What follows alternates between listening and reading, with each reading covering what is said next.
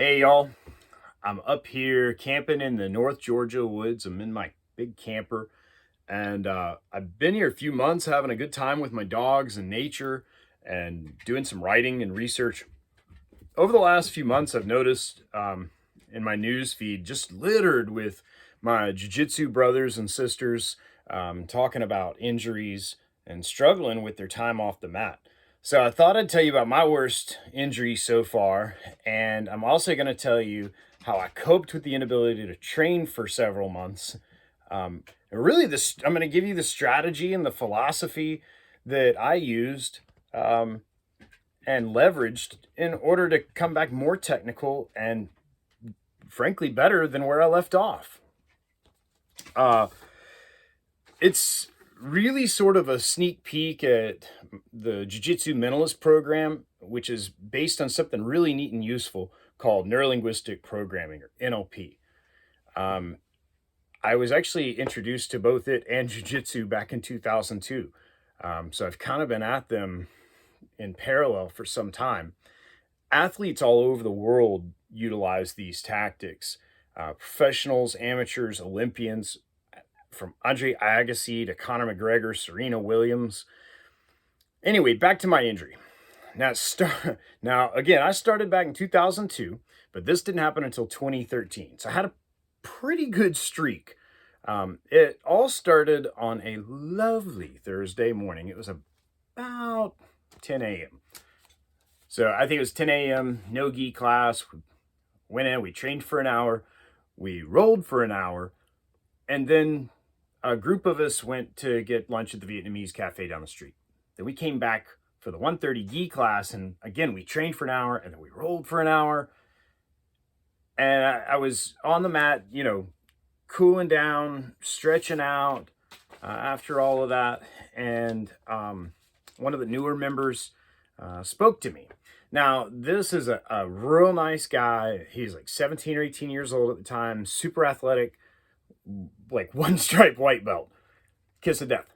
And he asks, "Hey, Jim, could I get a little warm-up roll with you before you go?" He was coming in for the MMA class. I was like, "Yeah, sure, man." About 13 lucky seconds later, I had suffered the worst injury so far. Kept me off the mats for 9 months. In fact, for most of those months, the closest I got to jiu-jitsu was to hip escape to the edge of the bed in the morning and let my feet swing off. It was really not awesome. But it was awesome because it was the beginning of the trip, to this moment. Our today's are the sum total of yesterday's, right? So I get to bring you some of this information to share. Now, the time off was really, really frustrating for me, to say the least. Physically, mentally, spiritually. I mean, I had a really good routine going. Everything was going smooth for a while, and all of a sudden, wham! But I also suddenly had a lot of time on my hands, free time, and because I couldn't lift weights, couldn't do jiu-jitsu. So I spent it reading and learning and watching a lot of jiu-jitsu, tons of videos. And there was a lot less available back then than there is now. Anyway, a few weeks into my hiatus, I came across a study from the 1960s that reminded me of my NLP training.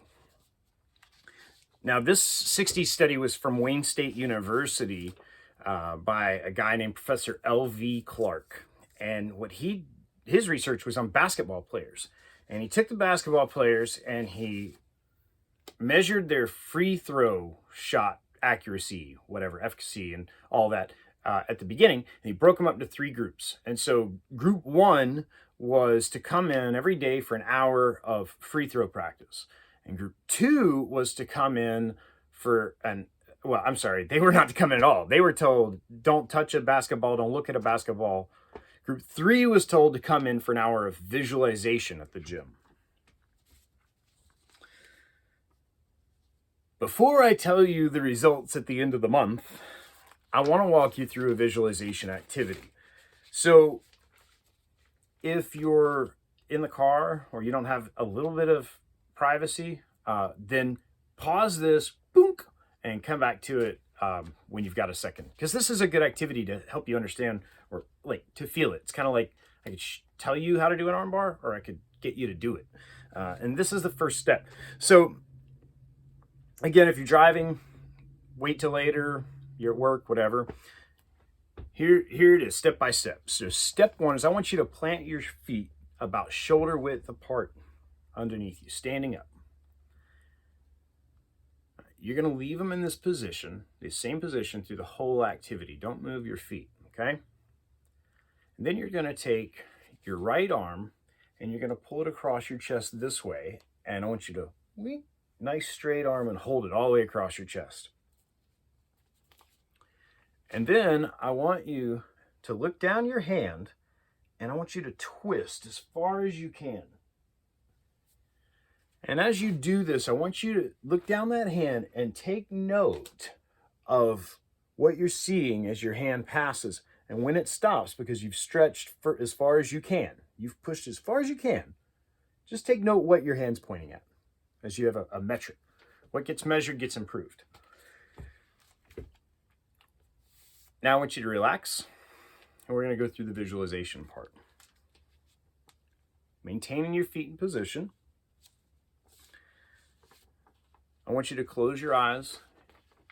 I want you to visualize the same activity again. I want you to exhale, inhale. Now visualize you drawing your arm across your chest. And if you feel in your imagination the tension in your shoulder, give yourself permission to release it. Feel good about it. You're safe, and this is good.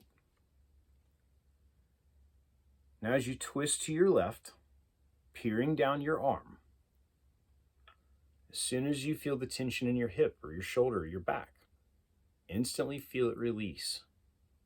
And feel the twist go easily in your mind. And feel very good about it.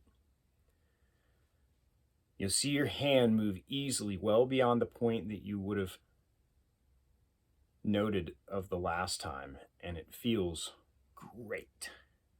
Then you see it easily go twice as far, then 3 times as far, then 10 times as far. And you feel really proud of this too. Now relax, open your eyes, keeping your feet in place. We're going to repeat the activity, pulling the arm across, looking down our hand. We're going to twist, twist, twist, twist, twist, twist, twist, and see how far we go. It's remarkable, isn't it? So,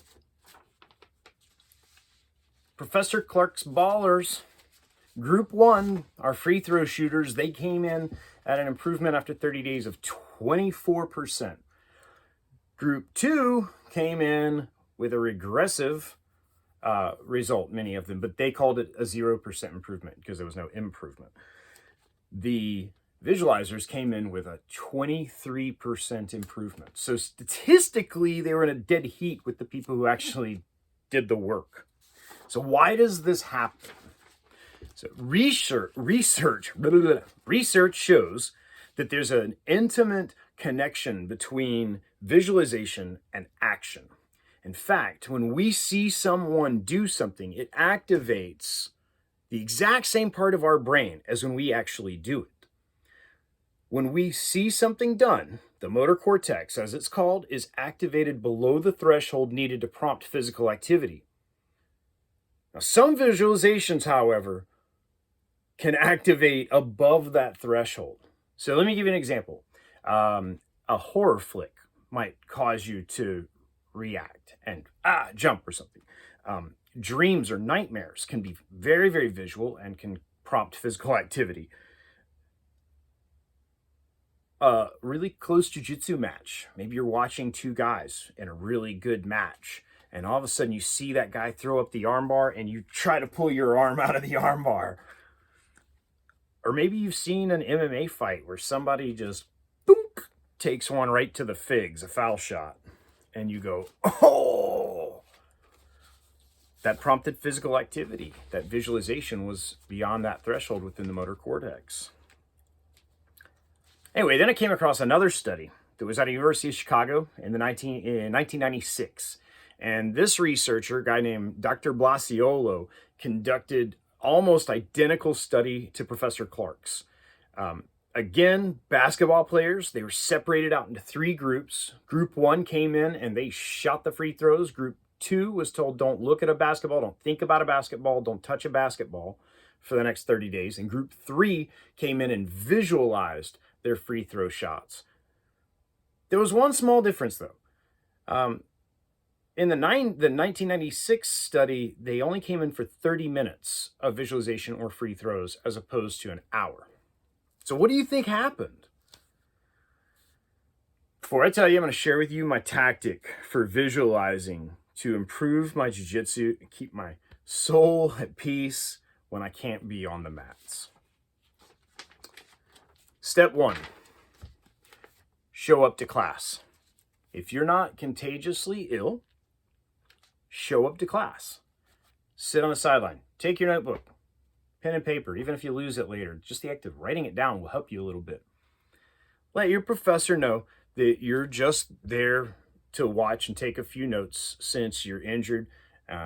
And if you can, video it. That's a great option, but it's not always welcome and it's not always okay. Like the professor might say, well, you can video me, but don't video anybody else or whatever. But, just ask first about that unless you know better than to ask. Some gyms, you just know not to ask. Step 2, witness. When the instructor teaches, he or she is going to be your model. When people break off in pairs to drill, I want you to identify the 2 best training partners in the room, and they are going to be your model.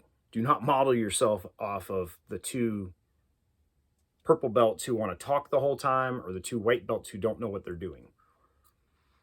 And step 3 is you're going to visualize.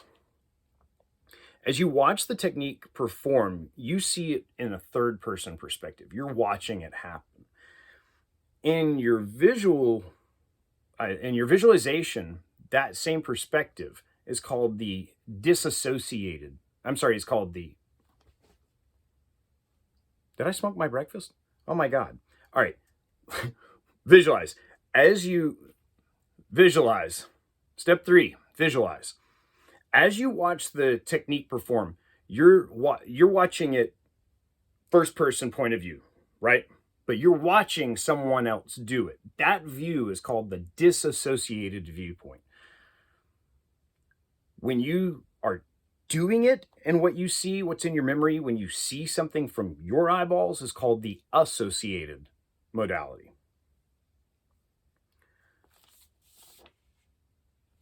The third person, that disassociated modality, allows you to take in way more information because you see more about the environment. You can see more about the 2 players. You can see what's going on around them, between them, within. So you get a lot more information, but it doesn't activate the motor cortex as deeply as an associated visualization does. So remember that horror flick? Usually when you freak out from the horror flick or have that little physical activity prompted, that's usually because the camera angle went to an associated view. You saw it happen from your eyeballs as opposed to, oh, well, here comes Jason with a machete to hack that guy. And it was like, oh, I just got hacked with a machete by Jason. So that's more likely to prompt the activity. So as you watch your coach perform the technique, at first imagine in your mind's eye that you're seeing yourself from outside of your body perform the technique and perfectly as your instructor did. Feel how good it feels to do that. See yourself feeling good about it. And then I want you to imagine you can reach up and you can turn this little knob. And when you turn it this way, it slows things down. When you turn it this way, it speeds them up. And I want you to turn it way down, slow it way down. Slow it down enough that you can turn down the speed with some,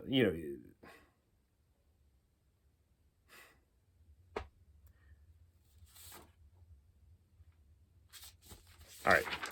Step 3, visualize. As you watch the technique perform, you're actually watching it from a third person. You're watching 2 other people do it. That visual perspective is called the disassociated perspective.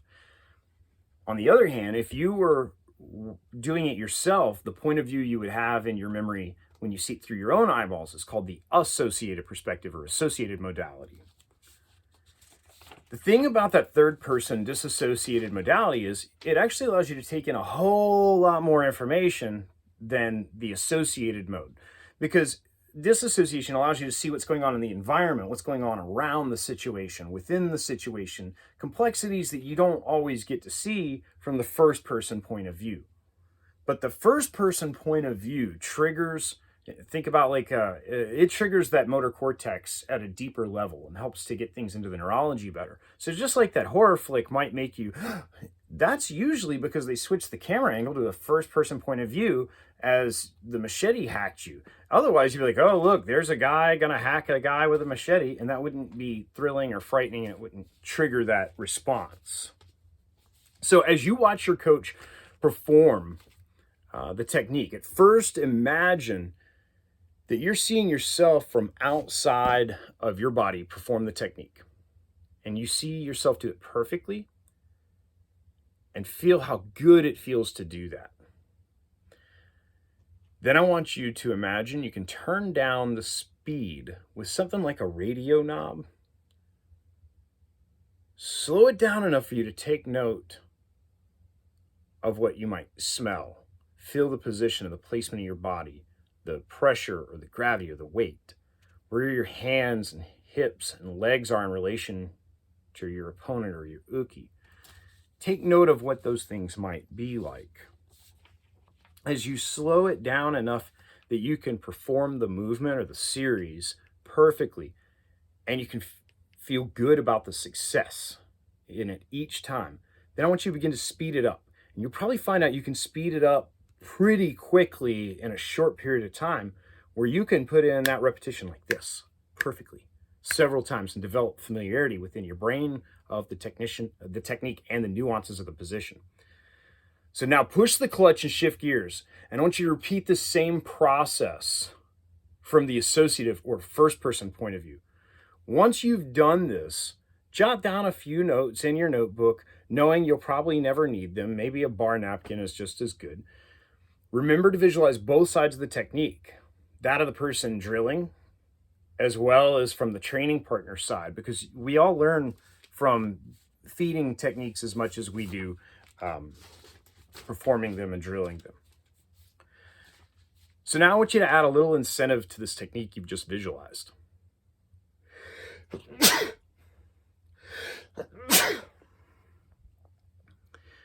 Visualize you're using the technique in a live roller sparring session.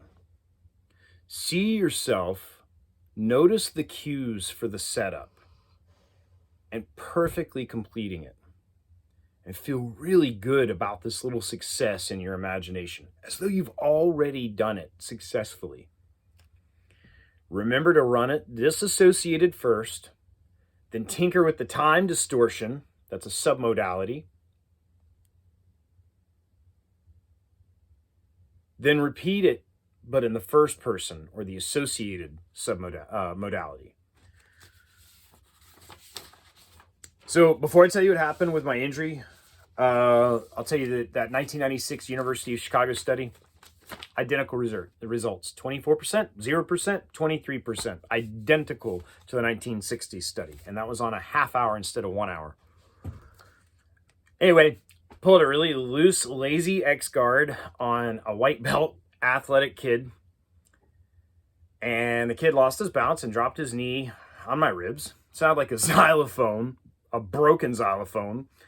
I had 2 broken ribs and 3 of them were separated apart. And it just goes to show that white belts are indeed the most dangerous in the academy. So, hey, thanks for watching. I want you to supercharge your jiu-jitsu with some mentalism. So find my jiu-jitsu mentalism Facebook group and YouTube channel. Yeah, that's it. I hope you enjoyed this. Hope you got something out of it, and I hope we'll see you in the future. Hey, if you have any questions, comment, ask. I'm glad to help. Later.